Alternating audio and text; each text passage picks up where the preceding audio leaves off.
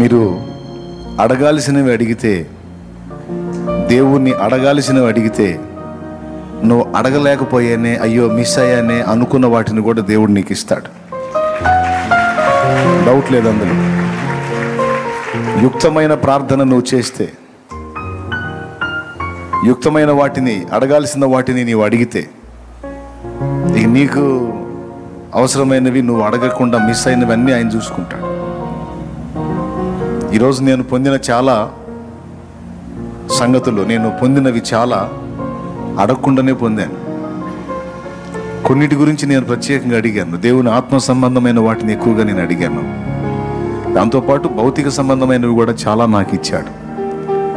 నాకు అది కావాలి ఇది కావాలని నేను ఎక్కువగా దేవుణ్ణి కొన్ని విషయాలు అడగలేదు. అయినా నాకు చేశాడు ఆయన. కాబట్టి ఆయనకి ఇష్టమైనవి మనం అడిగినప్పుడు మనకిష్టమైన వాటిని కూడా తప్పకుండా తీరుస్తాడు ఆయన. ఒక సైకో భర్త లాగా, కొంతమంది సైకో భర్తలు ఉంటారు. నీ ఇష్టం ఎవడికి కావాలే, అంతా నా ఇష్ట ప్రకారం నువ్వు ఉండాలా అంటాడు సైకో భర్త. ఆమె ఒక మనిషిలా గుర్తించడు, ఆమెకంటూ ఒక మనసు ఉందని గుర్తించడు, ఆమెకంటూ కొన్ని కోరికలు, ఆశలు, ఆలోచనలు, ఇష్టాలు, అయిష్టాలు ఉంటాయని పట్టించుకోడు. ఒక నియంతృత్వ ధోరణి అన్నమాట. ఆమె ఇష్టాలతో, ఆనందాలతో, అవసరాలతో, అక్కర్లతో, ఆమె సంతోషాలతో వీనికి అవసరం లేదు. ఆమె ఒక యంత్రంలాగా అన్ని విషయాల్లో వీని సంతోషాన్ని వెతకాలి. సైకో భర్త యొక్క నైజం. దేవుడు ఒక సైకో భర్త కాదు, ప్రేమగల తండ్రి, ప్రియుడు. ఆయన ఎలాంటి వాడంటే, తన ఇష్టాన్ని వెతికినటువంటి తన బిడ్డల ఇష్టమేంటో కూడా తెలుసుకొని దాన్ని వారు ఇష్టపడింది ఇంత అయితే వారికి ఇంత చేయడానికి ఇష్టపడతాడు ఆయన. తెలుసా, ఇది నిజం. తన ఇష్టాన్ని వెతుకుతున్న మనల్ని కేవలం తన ఇష్టాన్ని నెరవేర్చుకోవడం కోసం మాత్రమే సాదే టైపు కాదు. మన కడుపు చూస్తాడు, మన ఆకలి చూస్తాడు, అవసరత చూస్తాడు, అవమానాన్ని చూస్తాడు, ఆవేదనని చూస్తాడు, అవసరతను చూస్తాడు, సమస్తాన్ని గమనిస్తాడు. దానికి నీవేదో కొంత ప్రతిఫలం ఇట్లా ఉంటే బాగుండు అని నువ్వు అనుకుంటే దానికి రెట్టింపు నువ్వు ఊహించనంత కార్యం నీ కోసం చేస్తాడు. ఏదో ఊరడించడం కోసం చెప్పట్లా, వాస్తవం చెబుతున్నా. నువ్వు తినాలనుకున్న పదార్థం దగ్గర నుండి, నువ్వు ఉండాలన్న నివాసం దగ్గర నుండి, నువ్వు ఇది ఉంటే బాగుండు, నాకు ఇలా ఉంటే బాగుండు అనుకునే చాలా సంగతులు అన్నీ పట్టించుకుంటాడు. జోక్ కాదు, రియల్. అన్నీ పట్టించుకుంటాడు. అసలు ఏం ఎరగనట్టే ఉంటాడు. ఆ టైం వచ్చినప్పుడు అది నీకు అందించి గుర్తు చేస్తాడు, ఇది నువ్వు కావాలనుకున్నావు, అదిగో అంతకంటే శ్రేష్టమైంది నీకు ఇచ్చాను చూడు అంటే.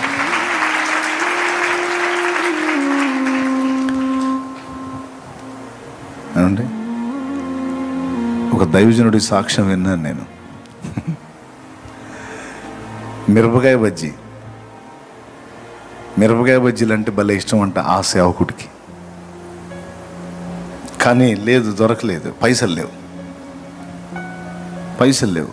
ప్రభు సేవలో ఉన్నాడు, ఆరంభంలో ఉన్నాడు, అగ్ని పరీక్షలో ఉన్నాడు, ఆర్థిక ఇబ్బందులు ఎదుర్కొంటున్నాడు. రోడ్డు మీద సంచి తగిలించుకొని వెళ్తున్నాడు. రోడ్డు పక్కన అప్పుడే కళాయిలో వేస్తూ ఉన్నారు మిరపకాయ బజ్జీలు, మంచి వామ్ బజ్జీలు, సువాసన కొడుతున్నాయి. ఆ స్మెల్ తీసుకొని, అబ్బా ఈ టైంలో వేడివేడి బజ్జీలు తింటే మామూలుగా ఉండదు. ఆయన ఇప్పుడు ఇట్లాంటి కోరికలు వద్దులే, మనకు డబ్బులు లేవు కదా అని ఆ బజ్జీలకి వెళ్ళి చూసి గుటకలు మింగి ముందుకు సాగాడు. 2 అడుగులు ముందుకు వేసినాక ఒక స్కూటర్ వచ్చి ఆగిందంట ఆయన ముందు. ఒక స్కూటర్. ఏమండి మీరు దైవజనులా అన్నాడు. మీరు సేవకులు అనుకుంటా కదా. అవును బాబు, చిన్న ప్రేయర్ ఉందండి. మా అబ్బాయిది పుట్టినరోజు, ఫలానా ఏరియాలో మేము ఉంటాం, ఫలానా అడ్రస్ క్లియర్గా చెప్పి ఆ సమాజం చెప్పాడు, అది క్రీస్తు బిడ్డలు ఉండే సమాజం. అవునా బాబు, సరే దైవజనుడి కోసం వెళ్తా ఉన్నాను, ఎందుకు మీరు కనపడ్డారు?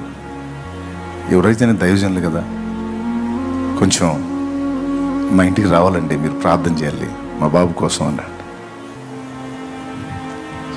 వస్తాలయ్యా, ప్రార్థన చేస్తాను.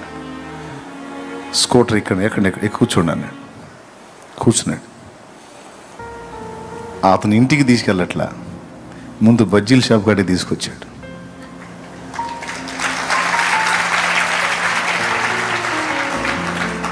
బజ్జీల షాప్ కాడికి తెచ్చి, బజ్జీలు అంటే మనకు హైదరాబాద్ వాళ్ళకి అర్థం కాదేమో, మిర్చి అంటారండి. హైదరాబాద్లో మిర్చి అంటారు. హైదరాబాద్లో మిర్చి పెద్ద సైజు ఉంటాయి, 2 తింటే అయిపోయింది మన పని, అంత సైజు ఉంటాయి మిర్చీలు. ఇక్కడేం బజ్జీలు.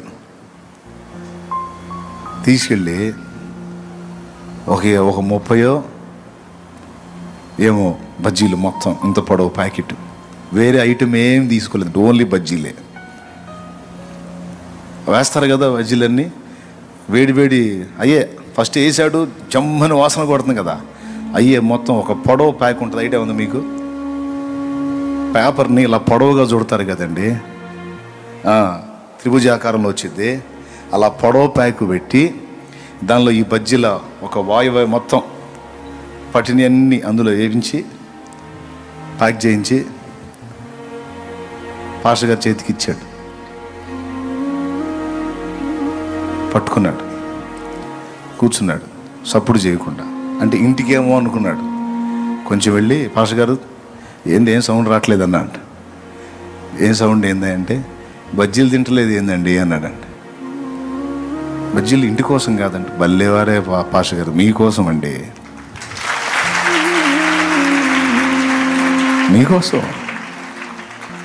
మీకోసం. ఆయన అంటాడు, ఆ బజ్జీలు తింటామేమో కానీ మాట రాలేదు నాకు, ఏడ్చుకున్నాను అంటాడు. బజ్జీలు తింటామేమో కానీ నాకు మాట రాలేదు, ఎందుకు తెలుసా? ఒక బజ్జీ తింటే బాగుండు అనుకున్నందుకు నేను తినలేనన్ని బజ్జీలు నాకు అప్పచెప్పి తినరా నా దేవుడు. కన్న తల్లి గుర్తిస్తుందా? కన్న తండ్రి గుర్తిస్తాడా అంత లోతుగా? సొంత వాళ్ళు గుర్తిస్తారా? నా కడుపు, నా ఆకలి, నాకు ఎలాంటి ఆశ ఉందో మెరుపులాగా పట్టుకుంటాడు. మెరుపు మెరిసినట్టే.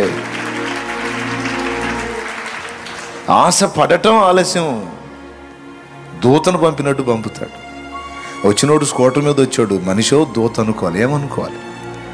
కరెక్ట్గా 2 అడుగులు ముందుకు వేయగానే ఆయన రావటం ఏమిటి, ఈయన పలకరించడం ఏమిటి, బండి ఎక్కమంటం ఏంటి? ఎక్కించుకున్నోడు ఇంటికి తీసుకెళ్ళి ప్రార్థన చేయించుకొని పంపించాలి కానీ నేరుగా బజ్జీల షాప్ కాడికి తీసుకెళ్ళటం ఏంటి? అచ్చంగా వేరే ఐటెం, పునుగులు, గారెలు వేరే ఏమీ కట్టించకుండా ఓన్లీ అవే ఒక ప్యాక్ నిండా వేయటం ఏంటి? నా దేవుడి పని కదా అది.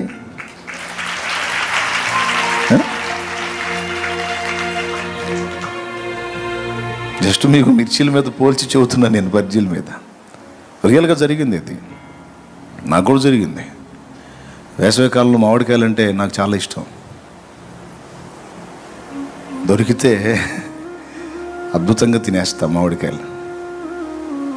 జేబులో 10 రూపాయలు ఉంది, రోడ్డు మీద వెళ్తున్నా, అడ్డోర్ సెంటర్లో రోడ్డు పక్కన బళ్ళ మీద మామిడికాయలు పెట్టిన, చిన్న మామిడికాయలు. మనసు లాగింది, తీసుకుందాం ఒక కాయని. ఇప్పుడు సేవలో ఉన్నాం, ఎందుకు వచ్చిన గొడవలే. ఈ 10 రూపాయలు ఉంటే పచ్చడి కన్నా వచ్చింది. 10 రూపాయలతో పచ్చడి చేస్తే ఒక రోజు గడిచిద్ది. మామిడికాయలు తింటేట స్తోత్రం అని కాయకాయలు చూసి, బండికాయలు చూసి ఎందుకు లేని ముందుకెళ్ళి, అదే రోజు మధ్యాహ్నం 3 గంటలకి 3:30 టైంలో ఒక పెద్ద కవర్ నిండా నేను చూసిన కాయ ఈ సైజు ఉంది. నాకు వచ్చిన కాయలు, నాకు దేవుడు పంపిన కాయలు ఇంత ఉన్నాయి. ఇంత కాయ మన వరం తీసుకొచ్చింది. ఏడుందో వరం తీసుకొచ్చింది. అప్పుడే దేవునిలోకి వస్తుంది క్రొత్తగా. 5-6 కాయలు ఉన్నాయి, ఇంతలా కాయలు. ఒక కాయ ఎక్కువైపోయింది ఇక నాకు, అంత సైజు ఉంది ఒక్కొక్క కాయ. ఎవరు పంపారు తెలుసా? ఒక అన్యురాలు పంపింది. యేసుప్రభుని ఎరగని ఒక స్త్రీ పంపింది. ఎమ్మ రోడ్డు మీద వస్తుంటే తను వర్క్ చేసేటువంటి సోదరి స్త్రీ బయలుదేరి వస్తుంటే వచ్చిందాన్ని వెనక్కి పిలిచి, ఇదిగో నువ్వు మా పాస్టర్ గారు ఏదో అంటుంటావుగా, ఈ కాయలు ఆయనకి ఇవ్వు అందట. ఆయనకి ఇవ్వు. ఎవరు పని ఇది? నేరుగా తెచ్చి నా చేతికే ఇచ్చింది. నాకు గుర్తు.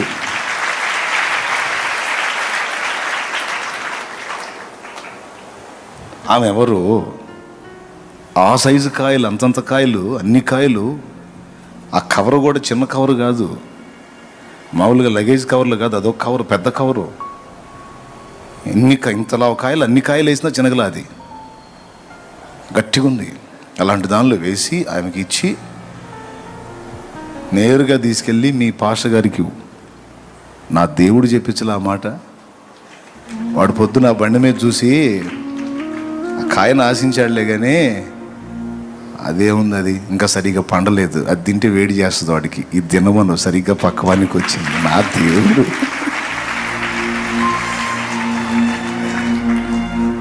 ఇవన్నీ మీకు చిల్లరగా ఉన్నాయి కదా, ఏం లేవా?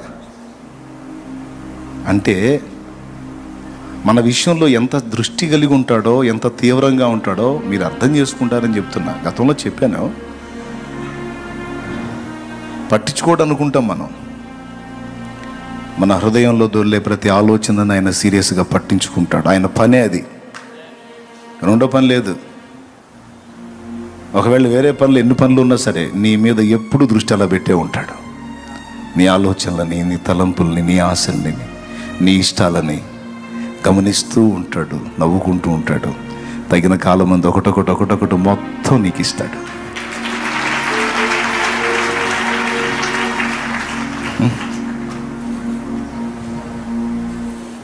నా అనుభవం నేను చెప్పా. జస్ట్ ఈ ఒక్కటే కాదు, ఇన్ని ఈరోజు కూడా అందుకే చెప్తున్నా, నాకు ఇది ఇష్టం, అది ఇష్టం, నాకు ఇవి జరిగితే బాగుండు, ఇది వస్తే బాగుండు, అది అయితే బాగుండు, ఇలా ఉంటే బాగుండు, ఇది ఇలా కుదిరితే బాగుండు, ఇలా అయితే బాగుండు, అది బాగుండు, ఇది బాగుండు, అన్ని బాగుండులన్నీ ఉన్నాయి కదా నీ దగ్గర. ఈ బాగుండుల లిస్ట్ అంతా ఆయన దగ్గర ఉంటుంది. ఆయన దగ్గర ఉంటుంది. చక్కగా అవన్నీ గుర్తుపెట్టేసుకుంటాడు, భద్రం చేసుకుంటాడు. సరే, ఇది బాగుండు, అది బాగుండు, ఈ బాగుండులన్నీ నువ్వు పక్కన పెట్టేసి ఆయన ఇష్టాన్ని వెతుకుతూ ఉంటావు చూడు. ఇట్లా చేస్తే ఆయన సంతోషపడతాడు, ఇలా చేస్తే నా ప్రభు ఆనందపడతాడు, నేను ఇలా ఉంటే ఆయనకి ఇష్టం, నేను ఇలా చేస్తే ఆయనకి ఇష్టం అని ఆయన ఇష్టాలు వెతుకుతూ ఉంటావే, ముచ్చట పడతాడు, మురిసిపోతాడు. ఆయన ఇష్టాన్ని వెతుకుతున్న నీకు, ఆయన చిత్తాన్ని వెతుకుతున్న నీకు దాచిపెడతాడు. నీ ఇష్టాలను నెరవేర్చడం కోసం దాచిపెడతాడు ఆయన. వెంటనే అందాల్సిందైతే తక్షణమే అందేటట్టు చేస్తాడు. కొంచెం టైం తీసుకోవాల్సి ఉంటే నువ్వు ఆశించిన దాన్ని అలాగా దృష్టించి మౌనంగా ఉంటాడు. తగిన కాలమందు నీకు ఇస్తాడు. ఎట్లా అంటే లేఖనమే చెప్తుంది, అడుగు వాటి కంటేనో ఊహించు వాటి కంటేనో అత్యధికముగా దయచేయగల దేవుడు. నువ్వు అడిగింది గోరంత అయితే నా ప్రభు ఇచ్చేది కొండంత. అయితే ఇక్కడ షరతులు వర్తిస్తాయి. షరతు ఏంటి అంటే ఆయన ఇష్టాన్ని వెతికే తన బిడ్డల విషయంలో. కాబట్టి మనం ఆయన మీద దృష్టి పెట్టాలి. ఈరోజు మీరు అందుకే వచ్చారు, నాకు అదే సంతోషం. అందుకే చెప్తున్నా, ఆయనే కావాలి, ఆయన సన్నిధి కావాలి, ఆయన ఆత్మ కావాలి, ఆయన బలం కావాలి, ఆయన ప్రసన్నతను అనుభవించాలి, ఆయన ప్రభావంతో నింపబడాలి. నింపబడి బాగా పైసలు సంపాదించాలనే నో, నశించిపోతున్న ఆత్మలను రక్షించాలి, సాతాను కోటలు కోల్చాలి, దుష్టుని కార్యాలను అడ్డగించాలి, నశించిపోతున్న జీవితాలను ప్రభావితం చేయాలి, కూలిపోతున్న కుటుంబాలని కట్టాలి, ఆత్మహత్యలను ఆపాలి, త్రాగుబోతుల్ని రక్షించాలి, దుర్మార్గుల్ని రక్షించాలి, నరహంతకుల్ని రక్షించాలి, మార్చాలి. ఆ పాపిష్టి బంధకాల్లోంచి వారిని బయటికి తీసుకొని రావాలి. దానికోసం దేవుడు నన్ను సిద్ధపరచాలి, దేవుని సంతోషపెట్టాలి. నేను క్రమంగా నడుచుకోవాలి, అక్రమంగా నడుచుకున్న వారిని అనేకుల్ని సరిచేసి సక్రమమైన దారిలోకి నేను తేవాలి. అందుకోసం ఆయన శక్తి నాకు కావాలి. గతంలో శక్తి పొందుకున్నాను, కొంతవరకు ప్రయాణం సాగింది. మళ్ళా నాకు అదనపు శక్తి కావాలి. మీకు తెలీదు, ఎప్పటికప్పుడు ఈ స్పర్శ కలిగి ఉండి దేవుని దగ్గర శక్తి పొందుకుంటూ ఉండాలి మనం. ప్రజెంటు నీ జీవితంలో నువ్వు ఎదుర్కొంటున్నటువంటి పరిస్థితులను బట్టి, అంటే శరీర సంబంధంగా చెప్తున్నా, కొంతమంది ఆత్మీయ జీవితంలో ఎదుర్కొంటున్న శోధనలను బట్టి, మన శారీరక ఆత్మీయ జీవితాలకు సంబంధించి మనం ప్రజెంట్ ఎదుర్కొంటున్న పరిస్థితులను బట్టి కొంతమంది ఇబ్బంది పడతా ఉంటారు. కొంతమంది కంగారు పడతా ఉంటారు, కలతలో ఉంటారు, కలవరంలో ఉంటారు, నిద్రపోరు, వేదన పడతా ఉంటారు. మీరు ఏ ఏ విషయాల్లో కలవరంగా ఉన్నారో, ప్రతి ఒక్కళ్ళకి ఏదో ఒక విషయంలో కలవరం ఉంటుంది. భవిష్యత్తును కూర్చిన దిగులు ఉంటుంది. కొంతమందికి వాళ్ళ భవిష్యత్తును కూర్చిన దిగులు అయితే, కొంతమందికి వాళ్ళ పిల్లల భవిష్యత్తును కూర్చిన దిగులు. ఇప్పటికి ఇంత అయిపోయింది మా బతుకు, ఇంకా భవిష్యత్తులో ఇంకెంత దారుణంగా పోతుందో అని కొంతమంది దిగులు పడతారు. మీకు ఒక్క మాట చెప్తా, దేవుడు మనం పుట్టక ముందే, నియమింపబడిన దినములలో ఒక్కటైనా ఇంకా జరగక ముందే మన దినములన్నీ గ్రంథములో రాసి పెట్టాడు, లిఖితం చేశాడు. అది 139వ కీర్తనలో ఉంది. ఇందులో 2 విషయాలు గుర్తుపెట్టుకోవాలి. నంబర్ 1, పాపులమైన మనల్ని క్రీస్తులో ఏర్పరచుకోవటం అనేది ఒకటి, క్రీస్తులోనికి వచ్చిన మన భవిష్యత్తు 2. మళ్ళీ ఒకసారి చెబుతాం, మీకు మళ్ళీ ఒక పట్టాన్ని అర్థం కాకపోవచ్చు. పాపులమైన మనం రక్షణ పొందటానికి క్రీస్తునందు మనల్ని ఏర్పరచుకొనుట అనేది ఒకటి, క్రీస్తులో ఏర్పరచబడిన మన భవిష్యత్తు, భౌతిక మరియు ఆత్మీయ భవిష్యత్తు. అర్థం కాకపోవచ్చు, ఇంకోసారి చెబుతా. ఏం ప్రాబ్లం, నష్టమేం లేదు, మీకు ఎక్కాలి మైండ్కి. అది మన రక్షణ అంటే మన నిత్య జీవాన్ని కూర్చున్నటువంటి భవిష్యత్ ప్రణాళిక ఒకటి. ఇంకా పచ్చిగా చెప్పాలంటే, మనం సచ్చాక లేకపోతే రాకడలో ఎత్తబడ్డాక మన భవిష్యత్తును గూర్చిన ప్లాన్ లేదా ప్రణాళిక ఒకటి. 2వది, ఈ భూమి మీద మనం జీవించేంత జీవిత కాలంలో మనం ఎదుర్కొనే పోరాటాలు, శోధనలు, అవసరాలు, అక్కరలు, సమస్యలు, ఈతి బాధలు, వాటికి సంబంధించినటువంటి సమాధానం. ఈ 2 ముందే ఆయన నిర్ణయించి అన్నీ ముందే సిద్ధపరిచి నిన్ను భూమి మీదికి రప్పించాడు. 3 సార్లు చెప్పా. ఇంక అర్థం కాకపోతే ఇక నీ కర్మ, నేను చెప్పలేను. అర్థమైతే స్తోత్రం చెప్పు. 2 భవిష్యత్తులను గూర్చి దేవుడు ముందే ప్రణాళికలు సిద్ధం చేసి కావలసిన వాటన్నిటిని ఏర్పరచి కూసున్నాడు. అకాయ్ అనాయ్, అనవసరంగా నువ్వు నేను మనం కలవరపడటమే. ఏది, నువ్వు ఏ సమస్యను ఎదుర్కొంటున్నా సరే మనం పడే కలవరాలన్నీ అనవసరమే. ఎందుకంటే క్రీస్తు యేసునందు ఏర్పరచబడిన మనకి మరణానంతర జీవితమే కాదు, మరణానికి ముందున్న జీవితంలో కూడా కావలసిన వాటన్నిటికీ అన్నీ ముందే సిద్ధపరచబడి ఉన్నాయి అనేది దేవుని వాక్యం.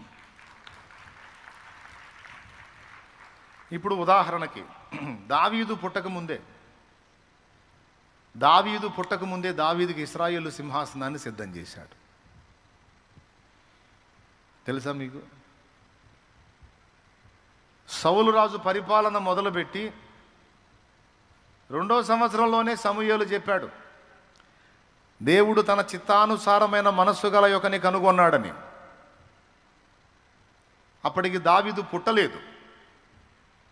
దావీదు పుట్టల, ఇంకా 8 ఏళ్ల తర్వాత పుడతాడు దావీదు. పుట్టి పెద్దవాడు కావాలి. మొత్తం సౌలు ఇశ్రాయేలును ఏలిన కాలం 40 సంవత్సరాలు. మొత్తం సౌలు ఇశ్రాయేలు ఏలిన కాలం 40 సంవత్సరాలు.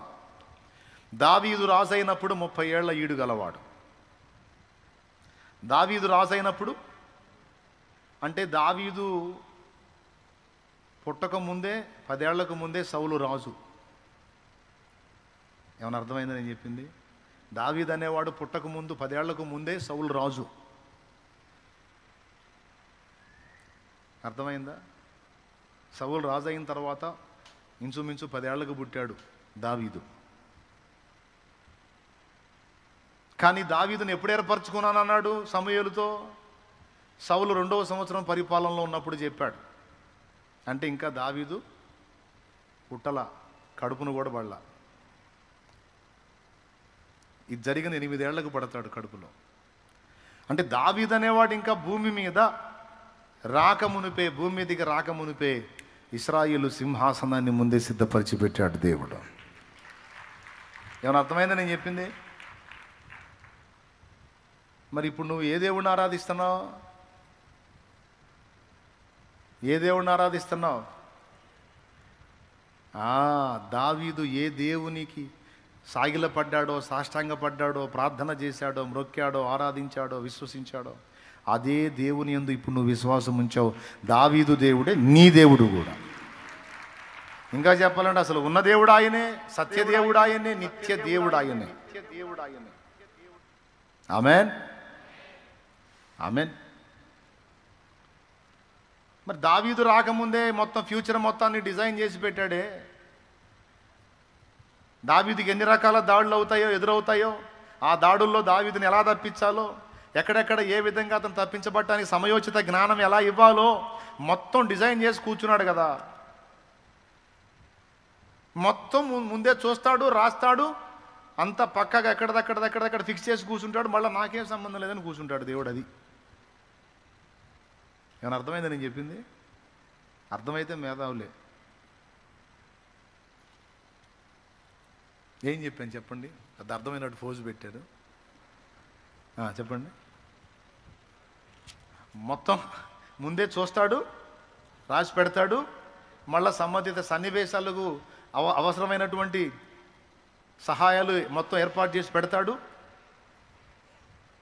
మళ్ళీ జరుగుతున్న కథలో నా ప్రేమేం ఏం లేదన్నట్టు మొత్తానికి వెలపట్టు నేను ఉన్నాను అన్నట్టు కూర్చుంటాడు. ఇంకా అర్థం కాలేదా? కనీసం అర్థమైందిలే నన్ను ఫీలింగ్ అన్న ఇవ్వచ్చు కదా. దేవునికి స్తోత్రం.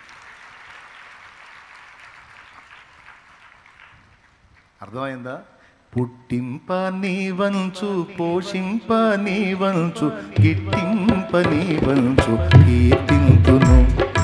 వట్టి పనికి మాలి నట్టి మానవుల చేపట్టి రక్షింప బాధ్యుండవచ్చు.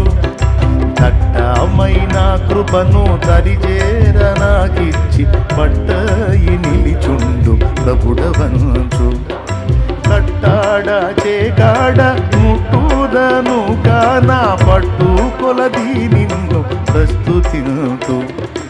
అన్ని కాలంబులనున్నాయేహోవా నిన్నెన్నాదరంబయో కన్న తండ్రి, ఓ మా కన్న తండ్రి. అన్ని కాలంబులనున్న యెహోవా నిన్నెన్నాదరంబయో కన్న తండ్రి. వన్నెకెక్కిన మోక్ష వాసాలి సన్నూతులున్నతమయుండ మున్నె నీకు. అన్ని కాలంబులనున్నాయేహోవా నిన్నెన్నాదరంబయో కన్న తండ్రి, ఓ మా కన్న తండ్రి. దేవునికి మహిమ కలుగును గాక. హల్లెలూయా. గట్టిగా చెప్పండి. ఇప్పుడు ఏమర్థమైంది మీకు? ప్రస్తుతం అనుభవిస్తున్నటువంటి వాటిని నీవు చూస్తున్నావు, కానీ సుదూర భవిష్యత్తులో, సమీప భవిష్యత్తులో దేవుడు నీకు సిద్ధపరిచినవి నీకు అర్థం కాలేదు. కానీ ఒకటి మాత్రం నిజం, అందరికీ అన్నీ సిద్ధపరిచిన దేవుడు భూమి మీద నీ జీవితానికి కావలసినవి నీకు సిద్ధపరిచాడు. నీ పిల్లలకు కూడా సిద్ధపరిచాడు. కన్నవాడిగా కన్నదానిగా నీకే ఇంత బాధ్యత ఉంటే మిమ్మల్ని నన్ను మొత్తాన్ని పుట్టించినోడు ఇంకెంత రెస్పాన్సిబిలిటీ ఉంటుందో ఒక్కసారి ఊహించండి. మనమే ఇంత బాధ్యత ఫీల్ అయితే ఇంకా ఆయన ఎంత బాధ్యత ఫీల్ అవుతాడు? బాధ్యతలు నెరవేర్చడంలో నువ్వు గ్రేటా, దేవుడు గ్రేటా? ఎవరు నంబర్ 1లో వస్తారు? అస్సలు ఎంత పర్ఫెక్ట్ అండి ఆయన మనుషుడిగా భూమి మీదకి వచ్చినప్పుడు కూడా సహోదరుల బాధ్యతను, తల్లి బాధ్యతను 30 ఏళ్ళు నెరవేర్చి అప్పుడు పరలోక తండ్రి చిత్తం నెరవేర్చడానికి వచ్చి తన ప్రాణముని అప్పగించి ఇటు భౌతికంగా అటు ఆత్మీయంగా 2 బాధ్యతలు నెరవేర్చి ఇటు సృష్టికర్తగా మనందరి రక్షణ కోసం ప్రాణం పెట్టి బాధ్యత నెరవేర్చాడు. 30 ఏళ్ళు కుటుంబం బాగు కోసం శ్రమపడి చెక్క పనిచేసి వడ్రంగం పనిచేసి వాళ్ళని పోషించి బాధ్యత నెరవేర్చాడు. టోటల్గా అసలు యేసు ఆరంభము, యేసు సిలువ అన్ని బాధ్యతతో ముడిపడి ఉన్నాయి. అన్ని బాధ్యతను బట్టి చేశాడు. ఇప్పుడు చెప్పండి, నీకు ఎక్కువ బాధ్యత ఉందా, దేవుడికి ఎక్కువ బాధ్యత ఉందా? రైట్. నిజమేనా? నమ్ముతున్నావా? మరి బాధ్యత గల దేవుడు నాకు తోడై ఉన్నాడు, నా భవిష్యత్తుకు డోకా లేదు అనవేమాయా? అనవే? అది ఇప్పుడే నైట్ నిద్రపోకుండా ఆలోచిస్తూ ఉంటావు నువ్వు. రేపేం జరిగిద్దో, ఏం జరిగిద్ది ఏంది? ఈరోజు బాగుంది, రేపు ఇంకా బాగుంటుంది. దేవుణ్ణి బట్టి ఈరోజు స్తోత్రం, రేపు డబుల్ స్తోత్రం. ఎవరిని బట్టి? ఆయనను బట్టి. రేపటి తలపుతో నేడే కలతతో కృంగుట ఎందుకు కలవరముందకు. రేపటి తలపుతో నేడే కలతతో కృంగుట ఎందుకు కలవరముందకు. నమ్మదగినవాడు నీ దేవుడు, సర్వకాలము నిన్ను విడువడు. వాగ్దానమే నీకుండగా భయమేలనే ప్రాణమా, వర్ణింపగా సాధ్యమా నీపైన యేసయ్యకున్న ప్రేమ. నిన్నే పిలచి తనలా మలచే యేసుపై ఆనుకో నా ప్రాణమా. ఆ యేసునే నమ్ముకో అంతరంగమా. యేసుపై ఆనుకో నా ప్రాణమా. ఆ యేసునే నమ్ముకో అంతరంగమా. హృదయమా నా హృదయమా, యేసయ్య ప్రేమను గాంచుమా, యేసయ్య ప్రేమను గాంచుమా. ప్రాణమా ప్రాణమా నా ప్రాణమా, యేసయ్య స్నేహము గోరుమా, యేసయ్య స్నేహము గోరుమా.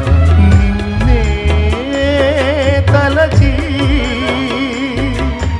నిన్నే వలచి దేవుడే మనుషుడైన చిత్రము చూడుమా. ఆ దేవుడే చిత్రము చూడుమా. దేవుడే మనుషుడైన చిత్రము చూడు. నీ భవిష్యత్తు కోసం ఆ దేవుడే దీనుడైన చిత్రము చూడు. అది చేసినోడు ఇది చేయలేడా? నీ భవిష్యత్తు కోసం భూమి మీదకి వచ్చి ప్రాణం పెట్టినోడు బతికే 4 రోజులకి నీకు సపోర్ట్ చేయడా? ఎంతమందికి విశ్వాసం ఉంది? మరెందుకు దిగులు పడుతున్నావు? మరెందుకు టెన్షన్ పడుతున్నావు? మరెందుకు నిద్ర లేకుండా ఇబ్బంది పడుతున్నావు? మరెందుకు తిండి మానేసి తిరుగుతున్నావు? మరెందుకు భయపడతా ఉన్నావు? ఊరుకూరుకునే ఎందుకు టెన్షన్ పడుతున్నావు? పోనీ ఇంతసేపు దడపడి సమస్య నువ్వేమైనా డీల్ చేస్తావా? జరిగిపోయిన వాటిని నువ్వు మార్చగలవా? జరగబోయే భవిష్యత్తును నువ్వు శాసించగలవా? దేవుణ్ణి బట్టి శాసించగలవు. దేవుణ్ణి పట్టుకుంటే. దేవుణ్ణి పట్టుకోకుండా దిగులు పడ్డావు అనుకో, ఏ సమస్య గురించైనా భవిష్యత్తు కూడా పాడు చేసుకుంటాం. బిడ్డ గుర్తుపెట్టుకో, ఏదన్నా నువ్వు ఆశించింది ఒకటి నీకు అందలేదనుకో, అంతకంటే శ్రేష్టమైంది ఏదో ఇవ్వబోతున్నాడు. ఏదన్నా నువ్వు పొందుదాం అనుకున్నా నీకు దక్కలేదని, అంతకంటే శ్రేష్టమైంది. అది గుర్తుపెట్టుకో. ఎందుకంటే ఫినిషింగ్ టచ్. దేవుడు నిన్ను ప్రేమిస్తున్నాడు పిచ్చిదానా. దేవుడు నిన్ను ప్రేమిస్తున్నాడు. ఎంత ప్రేమో నువ్వు అంటే ఆయనకి. అందుకే నిన్ను ప్రేమిస్తున్నాడు కాబట్టి నువ్వు అడిగినవన్నీ చేయటల్లా. నువ్వు అడిగినవన్నీ చేశాడనుకో దేవుడు, ప్రేమించినట్టు కాదు, నీ మీద పగబట్టినట్టు. మనం అడిగినవన్నీ చేశాడనుకో దేవుడు ప్రేమించినట్టు కాదు, పగబట్టినట్టు. ఎందుకంటే మనం అడిగే వాటిలో చాలా వటుకు మన ఇల్లు మనమే తగలబెట్టుకునే ఉంటాయి. ఎందుకంటే మన తెలివది. మనం అడిగే వాటిలో చాలా మనమే అగ్గిపుల్ల గీసుకునే ఉంటాయి. అది మన తెలివి. అందుకని ఆయన మన నాన్న కాబట్టి, తండ్రి కాబట్టి, ప్రేమ కలిగినోడు కాబట్టి, ప్రేమను బట్టి నువ్వు అడిగినవన్నీ చేయడు. అడిగినవన్నీ చేయడు. నువ్వు అడిగిన కాలంలో చేయడు. నువ్వు అడిగిన ప్రకారం చేయడు. నువ్వు అడిగింది క్రమంగా ఉండి నీకు భవిష్యత్తుకు డోకా లేదనుకుంటే ఖచ్చితంగా చేస్తాడు. నువ్వు అడిగింది మంచిదైతే, నీకు యోగ్యమైనదైతే ఖచ్చితంగా చేస్తాడు. నువ్వు అడిగిన టైంలో కూడా చేస్తాడు. లేదు, దేవుడు నీకేదో గొప్పగా చేద్దాం అనుకుంటే నువ్వేదో అంజూరు పాకుల్లాగా తిప్పలు పడితే నవ్వుకుంటాడు. మన తెలివంతా అంజూరు పాకులే. అంజూరు పాకులా అదేంది అనే ప్రశ్న వచ్చింది కదా. వచ్చింది. ఆదాము హవ్వలు వద్దన్న పండు తిన్నప్పుడు వాళ్ళకి జ్ఞానం వచ్చింది. ఆ వచ్చిన జ్ఞానం ఎంత గొప్ప జ్ఞానం అంటే, సిగ్గు కప్పుకోవటం అనేది తెలిసింది కానీ ఏం పెట్టి కప్పుకోవాలో తెలియలే. అంజూరు ఆకులు తీసుకొని వాటిని చుట్టుకున్నారు. ఆకులు ఎన్ని రోజులు ఉంటాయండి? ఆకులు ఎన్ని రోజులు ఉంటాయి అంటే, మానవుడికి జ్ఞానం వచ్చింది కానీ అది అల్పమైన జ్ఞానం. అర్థమైందా? ఏది బెస్ట్? దేవుడు వేసాడు చూడండి. ఒక్క దెబ్బకి 2 పిట్టలు అంటారు కదా. అట్లాగా ఒక పశువుని బలిచ్చి వారి పాపాలకు ప్రాయశ్చిత్తం చేశాడు. ఓకేనా? ఒక పశువుని బలిచ్చి వారి పాపాలకు ప్రాయశ్చిత్తం చేసి వాళ్ళ మీదకి రావాల్సిన మరణాన్ని పశువు మీదకి రప్పించాడు. దీనికి క్రీస్తు మన పాపాల కోసం బలయ్యేదానికి ముంగుర్తుగా, సాదృశ్యంగా స్టార్టింగ్లోనే చూపించాడు. ఏమైనా అర్థమైందా? వీళ్ళకు బదులు ఒక పశువు, అలా మనకు బదులు దేవుడు తానే బలయ్యేటువంటి ఘట్టం ముంగుర్తుగా అక్కడ చూపించాడు. వాళ్ళ పాపాలకు ప్రాయశ్చిత్తం దాని మరణంలో చూపించాడు. దాని చర్మాన్నే తీసుకొని వాళ్ళ దేహాలకి కచ్చడాలుగా చేశాడు. చర్మపు చొక్కాయిలు తెలుసా మీకు? వాటి వల్ల ప్రయోజనం 3 కాలాలు క్షేమం. చలికాలం నువ్వు చర్మపు చొక్కాయలు వేసుకుంటే వెచ్చగా ఉంటుంది. వేసవి కాలంలో నువ్వు చర్మపు చొక్కాయలు వేసుకుంటే చలవ. వర్షాకాలంలో వేసుకుంటే తడవవు. చూసావా? మనోళ్ళు ఏం చేశారు? దేవుడు ఏదో చేద్దాం అనుకుంటాడు, మనం ఏదో అడుగుతాం. ఆయన అంటాడు, ఏం మనిషిరా, నేను ఎక్కడో ఉంచుదాం అనుకుంటాను, నువ్వేంది అంత ప్లాట్ఫారం వ్యవహారం చెబుతావు అంటాడు. ఏమన్నా అర్థమైందా? కాబట్టి దేవుడు నీకు ఒకటి చేయలేదు, నీకు ఒకటి ఇవ్వలేదు, ఒకటి కార్యం జరగలేదు అంటే, నిన్ను ప్రేమించే దేవుడు నీకెందుకు అందనిలా? నిన్ను ప్రేమించే దేవుడు ఆ పరిస్థితిని నీకు ఎందుకు అనుమతించాడు? దాని వెనక నీకు ఇంకా శ్రేష్టమైంది దాచిపెట్టాడు. అర్థమై కొడుతున్నావా లేకపోతే నేను ముగించానని కొడుతున్నావా? అర్థమైతే గట్టి కొడు మరే. హల్లెలూయా. లైవ్లో ఉన్నవాళ్ళు, జూమ్లో ఉన్నవాళ్ళు కూడా చెప్పండి, దేవుడు నీకు ఇంకా శ్రేష్టమైన దాన్ని దాచి ఉంచుతాడు. నీ పిల్లలకు కూడా చెప్పు. వాళ్ళు ఏడుస్తూ ఉంటారు, కృంగిపోతూ ఉంటారు, నేను ఇది అనుకున్నాను మమ్మీ, నాకు ఇది కాలేదు, డాడీ నాకు ఇది కాలేదు. అరే ఎవడను, ఇంకా శ్రేష్టమైనవి, ఇంకా శ్రేష్టమైనవి. యెషయా అనుకున్నాడు, ఆ మందను కాసుకొని బతికితే చాలాడు, ఆ చిన్న మందను కాసుకొని బతికితే, రే వాడు యుద్ధానికి కూడా పనికి రాయి, నువ్వు గొర్రెలకు పోరా, గొర్రెలకు పో. ఆ మందను కాసుకొని బతికితే చాలు అనుకున్నాడు. కానీ ఇశ్రాయేలు సమూహం అంతా, ఇశ్రాయేలు మందంతటిని కాయటానికి దేవుడు ఏర్పరచుకున్న పాత్ర దావీదని యెషయాకి తెలియదు. ఆ చిన్న మందను కాసుకుంటే ఆడు బతికిపోతాడు, ఈ జీవితం చాలా ఆడికి అనుకున్నాడు. అందుకే మిగిలిన కొడుకులందరినీ తీసుకొచ్చాడు. అసలు ఎలా నీ కొడుకులు ఎంతమంది అన్నా ఇంకెవరన్నా ఉన్నారా అని సమయాలు అడిగితే ఇంకనూ కడసారి వాడు ఉన్నాడు. మరి మొత్తాన్ని తెమ్మన్నాగా వాడు చిన్నోళ్ళు 2 గొర్రెలు కాచుకున్నాడు, వాడికి అయ్యే ఎక్కువ. పిలవయా, దావీదు అల్లంత దూరంలో ఉండి అదిగో నేను ఏర్పరచుకున్నవాడు వస్తున్నాడు, ఓ తైలం పోయిపోమన్నాడు దేవుడు. అరే నీ బిడ్డ ఇలాగుంటే చాలని నువ్వు అనుకుంటావు, నీ బిడ్డకి మంచి భవిష్యత్తును దేవుడు డిజైన్ చేసి పెట్టాడు, ఇంకా బెటర్ లైఫ్. నువ్వు అనుకుంటావు వాడు ఇలా బతికితే చాలు, నువ్వు అనుకుంటావు వాడు అలా బతికితే చాలు, దేవుడా వాడికి ఈ మాత్రమే చాలు, వాడికి ఆ మాత్రమే అని నువ్వు అంటావు. నీకంటే ప్రేమ గలవాడు, వాని సృష్టి వెనుక నీ హస్తం కాదు ఆయన హస్తం ఉంది. ఇంకా బెటర్గా వాని ఎడల ప్రణాళిక దేవుడు నెరవేరుస్తాడు, ఆమె ఎడల ప్రణాళిక దేవుడు నెరవేరుస్తాడు. మీరు చెప్పండి, యోసేపు వాళ్ళ అమ్మని మనం కూర్చోబెడితే, ఒకవేళ రాహేలు బతికుంటే ఏమని ప్రార్థన చేసేది? మా అబ్బాయి పొరపాటును కూడా ఐగుప్తు పోకూడదు తండ్రి, వాడు ఇక్కడే ఉండాలి ప్రభా, వాళ్ళ అమ్మలతో పాటు గొర్రెలే కాసుకోవాలి తండ్రి. ప్రభా స్తోత్రం నాయన, నన్ను ఎప్పుడు మావాడు గొర్రెలు గాయాలి, గొర్రెలు గాయాలి, గొర్రెలు గాయాలి, బర్రెలు గాయాలి, బర్రెలు గాయాలి, గొర్రెలు గాయాలి ప్రార్థన చేసేది. ఎందుకంటే వాళ్ళు వృత్తి అదే కాబట్టి. చేసిద్దా చేయదా? లేకపోతే మావాడు రాజు అవ్వాలని చేసిద్దా? ఏ దేశానికి రాజు అవుతాడు? అసలు రాజ్యం ఏదో వాళ్ళకి ఏమని చేసేది? ఇప్పుడు నువ్వు చేసినట్టే చేసేది. నువ్వేదో గొర్రెలో బర్రెలో దేవులాడుతావు మీ వాడికి, ప్రభా మా వాడికి అది రావాలి, మా వాడికి ఇది కావాలి, మా అమ్మాయికి అది కావాలి, మా అమ్మాయికి ఇది కావాలి. ఏ గొర్రెలో బర్రెలో దేవుడు ఫిక్స్ అయిపోవాలని నువ్వు అనుకుంటావు, స్థిరపరచమని అడుగుతావు. దేవుడు మౌనంగా ఉంటాడు. ఎందుకంటే దేవుడు యోసేపు చేత గొర్రెలు బర్రెలు గాపించాలని కాదు, యోసేపుని లక్షల మందికి రక్షకుడుగా నిర్ణయించాడు దేవుడు. ప్లాన్ అండి. యోసేపుని లక్షలాది మందికి రక్షకుడుగా నియమించాడండి. తన జనాంగం మొత్తానికి ఆధారం చేశాడండి. యోసేపుని గొర్రెలు కాసేవాడుగా కాదు, ఒక సింహాసనం ఎక్కి పరిపాలించి ఫరో అయ్యేంత స్టేటస్లోకి యోసేపుని డిజైన్ చేశాడండి దేవుడు. ఇంత ప్లాన్ వాళ్ళ అమ్మకేం తెలుసు, యాకోబుకేం తెలుసు అండి? యాకోబు అన్నలకు కూడా తెలియదండి. యాకోబు కుమారులు మిగిలిన కొడుకులు యోసేపు అన్నలకు కూడా తెలియదు. పనికిమాలినోడు కళ్ళలు గంటాడు, ఊరగ తిని నిద్రపోతాడు, నిద్రపోతే కళ్ళైగా వచ్చేది, దిక్కుమాలిన కళ్ళన్నీ గంటాడు, వచ్చి మనల్ని ఎగతాళి చేస్తూ ఉంటాడు, వీడిని చంపేయాలనుకున్నారు వాళ్ళు. కానీ ఆ వ్యక్తి విషయంలో దేవుని ప్లాన్ ఏంటి? యోసేపు వాళ్ళు అమ్ముంటే ఏమని అడిగేది? మీరు చెప్పండి, ఏం అడిగేది? మావాడు రాజు అవ్వాలంటే గొర్రెలు మంచిగా సమృద్ధిగా అభివృద్ధి చెందాలి తండ్రి, చాలా విస్తారమైన మందలు కావాలి, గొర్రెలే గాయాలని అడిగిద్దా? ఏం అడిగిద్ది? ఇప్పుడు నువ్వేం అడుగుతున్నావు అదే అడిగిద్ది. నువ్వేదో అనుకుంటావు అదే జరగాలి మా వాడికి అని అనుకుంటావు. జరిగిస్తే స్తోత్రం, జరిగించకపోతే గుర్తుపెట్టుకో, గొర్రెలు మందలు పశువులు కాదు, మనుషుల్ని గాయబోతున్నాడు. మనుషుల్ని గాయబోతున్నాడు. దేవుడు కార్యాలు జరగబోతున్నాయి. నువ్వు ఊహించని మలుపులు తిరగబోతున్నాయి. నువ్వు అనుకొనని కార్యాలు జరగబోతున్నాయి.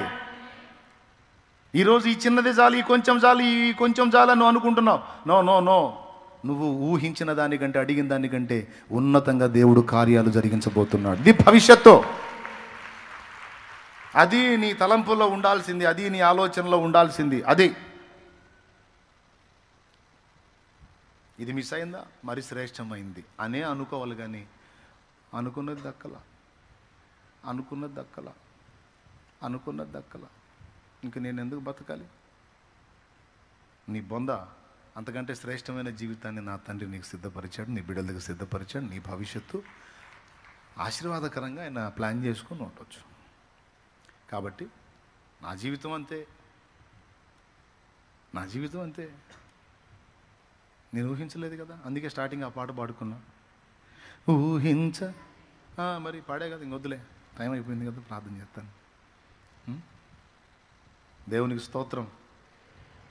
కాబట్టి మీరు ఎంతమంది అర్థం చేస్తున్నారేమో, నిన్ను ప్రేమించి నీకై ప్రాణం ఇచ్చిన నా ప్రభువు, నీ భవిష్యత్తుకే భూమి మీదికి దిగొచ్చి సిలువ నీకు ప్రాణం పెట్టి నీ భవిష్యత్తుకు డోకా లేకుండా నీకు రక్షణ మార్గాన్ని వేసిన ప్రభు,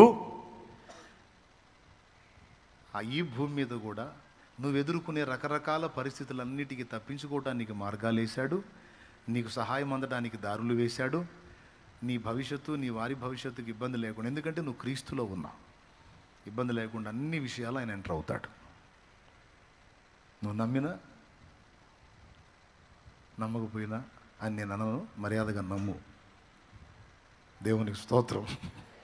మర్యాదగా నమ్ము, నెమ్మదిగా ఉండు. ఆఖరికి చావైనా సరే, నీకెంత కంపెనీ జబ్బున్నా ఆయన సెలవు లేకుండా చావు కూడా రాదు. అంతే.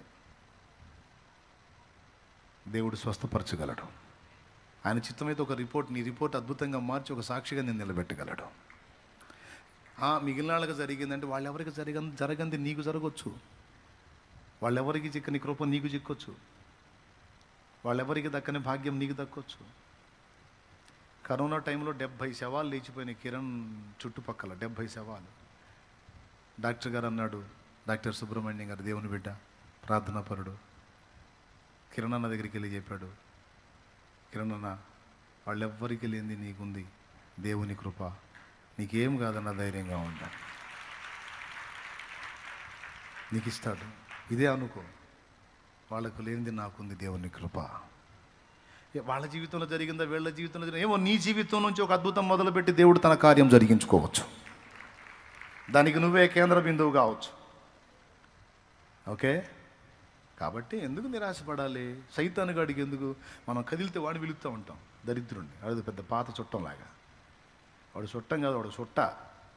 సాధ్యమైనంత ఎడంగా ఉంచాలి వాడిని, దరిద్రుడిని, గబ్బెదవా. వాడు చుట్టం కాదు, చుట్టవాడు. చుట్టపోగా అక్కడ తగిలితేనే మనకి ఎక్కడ తిరుగుతుంటుంది తల. ఆడ దరిద్రుడు. మనం కదిలితే దేవుణ్ణి పిలుచుకోవాలి.